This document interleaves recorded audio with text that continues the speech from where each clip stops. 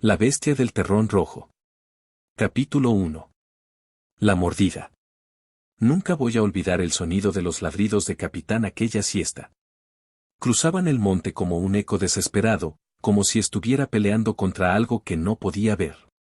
Salí corriendo con una ramita en la mano, más por costumbre que por valor. Capitán. Vení para acá, loco. Le grité. Tardó en aparecer. Cuando lo hizo, tenía la lengua afuera, las patas cubiertas de barro seco y el hocico manchado de sangre. Lo primero que pensé fue, no es su sangre. Y lo segundo, fue miedo. Tía Elena salió desde la galería, secándose las manos en el delantal. No le grites al perro. Seguro es otra comadreja, o esos cuatí loco y que bajan del monte, dijo, sin prestarle mucha atención. Pero yo lo estaba mirando bien. Capitán no movía la cola. Estaba tieso, como si algo allá afuera se le hubiese metido adentro. ¿Le sangra la boca? Preguntó Cami, mi primita, que apareció en puntitas de pie. No, mi amor, le respondí bajito. No creo que sea su sangre. Apareció el tío Ramón, con olor a bosta y cigarro. Miró al perro y frunció el ceño. ¿Dónde anduviste, viejo? Capitán no respondió, obvio. Pero clavó la mirada en el gallinero, y ahí se quedó toda la noche. Ni ladró. Ni se movió. Solo miraba. Quieto. A la mañana siguiente, mientras tomábamos cocido, la radio zumbaba en la mesa. La voz del locutor sonaba como si viniera desde otro mundo. Y se recomienda evitar contacto con animales salvajes en la zona de Curuzú de Hierro hasta Santa Rosa, ante el brote de lo que llaman fiebre animal. Me dio escalofríos. Tía Elena se cruzó de brazos. ¿Y si lo que mordió a Capitán estaba enfermo? Voy a amarrarlo por unos días, por las dudas, dijo el tío. Ese perro tiene el ojo como encendido. Yo no dormiría tranquilo si lo dejas solo atado, murmuré. Esa noche no hubo luna. Solo calor, grillos, y un silencio denso. Cuando me levanté para ir al baño, lo vi por la ventana, Capitán. Plantado frente a la puerta del gallinero. No se movía. Ni pestañeaba. Al día siguiente, apareció un cuatí muerto cerca del aljibe. Con espuma en la boca. Los peones no dijeron nada, pero yo los vi mirarse. Algo no andaba bien. Anoche lo vi, me dijo Cami, en voz bajita mientras jugábamos con fichas. Estaba en la ventana. Me miraba sin moverse. No supe qué responderle. Y ahí me di cuenta.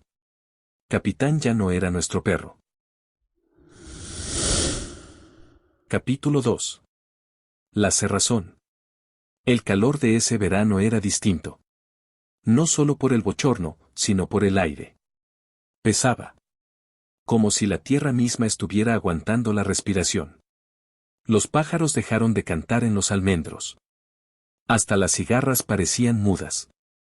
Capitán seguía amarrado al lado del gallinero, bajo la sombra de un lapacho que ya ni florecía. No comía. No dormía. Solo rascaba la tierra con una de sus patas, siempre en el mismo punto. Un surco que iba creciendo. ¿No será tiempo de llevarlo al veterinario? Le pregunté al tío Ramón. Él, como siempre, chupaba su cigarro hasta casi quemarse los dedos. Si lo metes en una camioneta, ese perro se te tira encima. Está mal. Está, raro, me respondió, sin mirarme. Esa noche, la cerrazón cayó temprano. Una neblina rojiza comenzó a treparse desde el suelo. Era como si el monte quisiera cubrirlo todo con una sábana sucia. Las luces del corredor apenas alcanzaban a alumbrar hasta el árbol donde Capitán estaba atado. ¿Vos viste bien sus ojos? Me dijo Cami despacito en la cocina. Ya no son marrones. Son como fuego. Asentí. No quería asustarla, pero yo también lo había notado. A la madrugada, escuché un chillido. Agudo, desesperado. Algo o alguien gritaba en el gallinero. Me levanté, descalzo, y salí con la linterna. La niebla me tragó al instante. Capitán no estaba. La cadena colgaba, reventada, como si la hubieran mordido hasta hacerla polvo. Dentro del gallinero, las gallinas estaban destrozadas. Algunas seguían moviéndose, como si todavía no entendieran que ya estaban muertas. Volví corriendo a la casa. No dije nada. Tía Elena me miró, y supo. Ese animal ya no nos pertenece, murmuró. Esa tarde, los peones encontraron los restos de un ternerito a unos 100 metros del potrero. No le faltaba carne. No. Lo que le faltaba era forma. Estaba torcido, descarnado, como si algo se hubiera divertido con él. Eso no fue yaguareté, dijo uno, pálido, temblando. Eso ni camina en 2 patas ni en 4. Lo enterraron sin decir palabra. Capitán no volvió esa noche. Pero sabíamos que estaba cerca. El gallinero quedó vacío. Los perros del vecino aullaban cada tanto, como si vieran pasar a la muerte entre los caminos. Y ahí entendí lo que el monte estaba intentando decirnos. Había despertado algo. Y Capitán, mi perro, ya no era solo una bestia. Era su mensajero. Capítulo 3. Lo que acecha bajo el polvo. Escribo esto desde el altillo de la casa, con las persianas clavadas y una linterna apenas viva. Hace 3 noches que no duermo. Tía Elena ya no responde. Cami, no está más. Y yo me quedé aquí, esperando que esto termine o que al menos me lleve. Todo comenzó a pudrirse después de que el ternero apareció. Al día siguiente, desaparecieron 2 gallos del vecino. Después, los perros de los Roa. Uno por uno. Nadie escuchaba nada. Solo amanecían rastros, uñas, pellejos, tierra removida como si alguien cavara desde adentro. Y después vino la noche en que volvió Capitán. No caminaba. Gateaba. Como un bicho deformado, con la espalda arqueada y los huesos saliéndole por la piel. Los ojos, ya no eran brasas. Eran pozos. Cami fue la primera en salir a verlo. Lo llamó con esa vocecita dulce suya, inocente, como si aún fuera nuestro perro. ¿Capitán?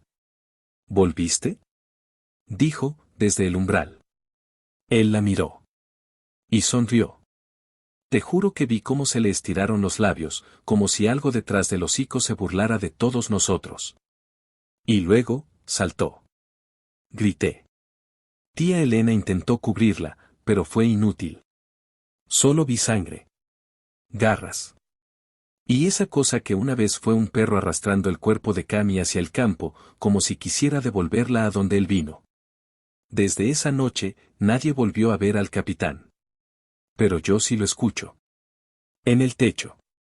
En las paredes. En la tierra. El monte se acercó. No sé cómo explicarlo. Las ramas están más cerca de la casa. Las raíces reventaron el aljibe. A veces, al amanecer, encuentro huellas. No de perro. Son más grandes. Más hondas. Como si caminaran con furia. Los peones se fueron. Ramón también.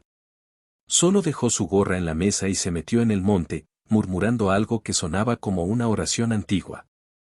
No volvió. Y yo me quedé. Porque alguien tiene que contar esto. Alguien tiene que avisar que lo que se despertó allá en el terrón rojo no fue una enfermedad. Fue otra cosa. Algo que estuvo abajo por mucho tiempo. Y usó a Capitán como su primer cuerpo. Ahora lo busca a él. A su nuevo huésped. Porque esa cosa, lo sé, cambia de forma. Deja el cuerpo como una camisa sucia, y entra en otro. Por eso ya no bajo. No me acerco a nadie. Porque tengo miedo de haberlo traído yo. Si alguien encuentra esto, no busquen al perro. Busquen el surco. El primero que cavó con la pata, antes de perderse.